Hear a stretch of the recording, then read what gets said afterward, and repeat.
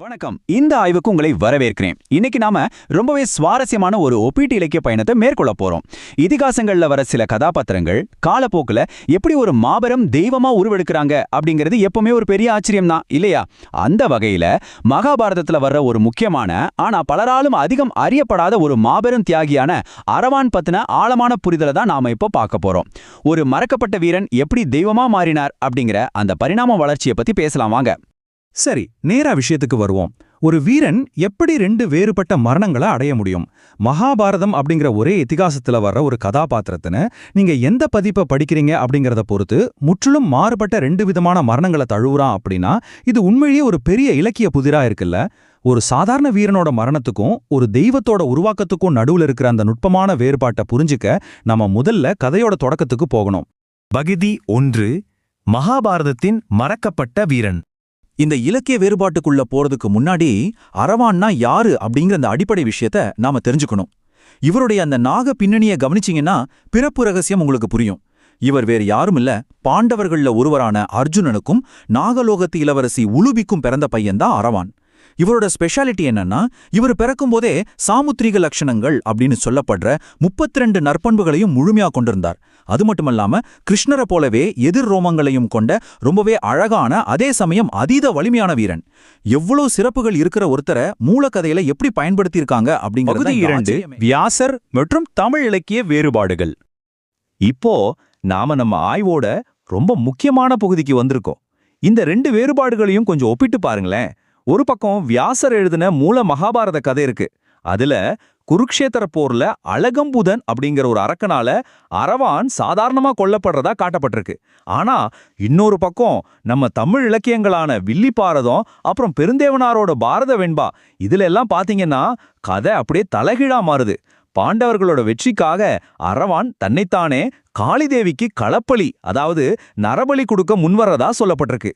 ஒரு சாதாரண போர்க்கள மரணத்துக்கும் ஒட்டுமொத்த வெற்றிக்காக தன்னைத்தானே அர்ப்பணிக்கிற ஒரு மாபெரும் தியாகத்துக்கும் உள்ள இந்த வேறுபாடு இருக்கு பாருங்க, அது ரொம்பவே ஆழமானது.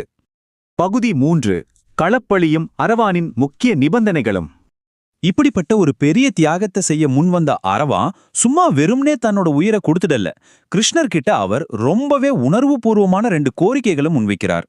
முதல் விஷயம், தான் இறக்கிறதுக்கு முன்னாடி தனக்கு கல்யாணம் நடக்கணும் அப்படிங்கிறது அவரோட ஆசை.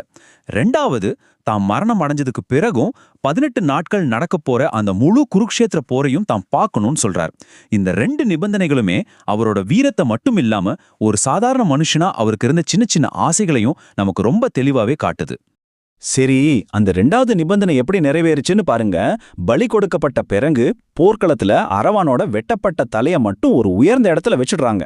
அந்த தலை போர்ல நடக்கிற எல்லா விஷயங்களையும் முழுமையா பார்க்கறதா புராணங்கள் சொல்லுது. இது சும்மா ஒரு கற்பனை கதை இல்லைங்க, ஒரு மாவீரனோட அர்ப்பணிப்பை கண் முன்னாடி கொண்டு வர்ற ஒரு மிகச் சக்தி வாய்ந்த காட்சி அமைப்புன்னே சொல்லலாம். பகுதி 4. மோகினி அவதாரமும் திருநங்கைகள் வழிபாடும். 2வது நிபந்தனை நிறைவேறிடுச்சு, ஓகே. ஆனா அந்த முதல் நிபந்தனையான திருமணம் என்னாச்சு? கொஞ்சம் யோசிச்சு பாருங்க. நாளைக்கே சாக போற ஒருத்தனை கல்யாணம் பண்ணிக்க எந்த பெண் தான் சம்மதிப்பா? யாருமே வரமாட்டாங்க இல்லையா? அங்கதான் ஒரு மாபெரும் தெய்வீக திருப்பம் நடக்குது. அரவானோட கடைசி ஆசையை நிறைவேற்றுறதுக்காக சாக்ஷாத் அந்த கிருஷ்ண பரமாத்மாவே மோகினி அவதாரம் எடுத்து அவரை திருமணம் செஞ்சுக்கிறாரு.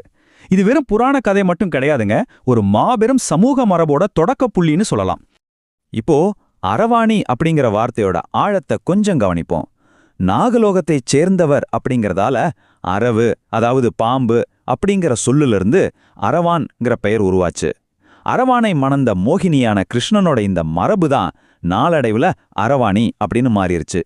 இன்னைக்கு திருநங்கை சமூகம் தங்களை அந்த மோகினியோட வடிவமா நினைச்சு கூவாகம் திருவிழாவில் அரவானை தாலி கட்டி மறுநாள் தாலியை அறுத்து விதவை கோலம் பூண்டு ஒப்பாரி வச்சு வழிபடுறாங்க.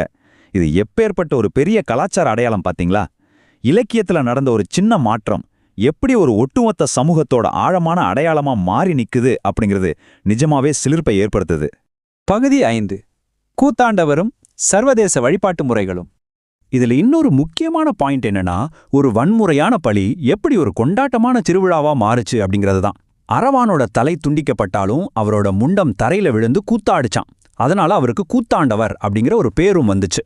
விழுப்புரம் மாவட்டம் கூவாகத்துல சித்ரா பௌர்ணமி அன்னைக்கு நடக்கிற கூத்தாண்டவர் திருவிழா ஒரு தெய்வத்துக்கான முழுமையான மரியாதையோட இன்னைக்கு வரைக்கும் மிக சிறப்பா கொண்டாடப்பட்டு வருது. இந்த மரபு வெறும் நம்ம ஊரோட முடிஞ்சிடலங்க. கடல் கடந்தும் இதோட வழிபாடு பரவி இருக்கு. சிங்கப்பூர்ல இருக்கிற ரொம்ப பழமையான மகாமாரியம்மன் கோவில்ல அரவானோட முகத்தை மரத்தால செஞ்சு இன்னைக்கும் வழிபடுறாங்க. அது மட்டும் இல்லாம இந்தோனேஷியா மாதிரியான நாடுகள்ல கூட அரவான் தொடர்பான சில மரபுகள் இன்றும் இருக்கு. ஒரு காவியத்தோட மூலக்கதையிலிருந்து விலகி வந்த ஒரு கிளைக்கதை எப்படி சர்வதேச அளவுல பயணம் செஞ்சிருக்குன்னு பார்க்கும்போது உண்மையிலேயே ரொம்ப ஆச்சரியமா இருக்குல்ல. சரி, நாம இந்த ஆய்வோட இறுதி பகுதிக்கு வந்துட்டோம். உங்களை சிந்திக்க தூண்டுற ஒரு கேள்வியோட இதை நான் நிறைவு செய்றேன். ஒரு வட்டார இலக்கியத்துல செஞ்ச ஒரு சின்ன மாற்றம் இதிகாசத்துல ஒரு ஓரமா இருந்த ஒரு சாதாரண கதாபாத்திரத்தை இன்னைக்கு சர்வதேச அளவுல வெளிப்படப்படுற ஒரு தெய்வமா எப்படி மாத்துச்சு? இதுதான் நம்ம நாட்டுப்புற கதைகளுக்கும் மக்களோட ஆழமான நம்பிக்கைகளுக்கும் இருக்கிற அளப்பரிய சக்தி. இந்த கோணத்துல இதிகாசங்களை நாம அணுகும்போது இன்னும் பல புதிய உண்மைகள் நமக்கு தெரிய வரும். கண்டிப்பா இது உங்களுக்கு ஒரு புது பார்வையை கொடுத்துருக்கும்னு நம்புறேன்.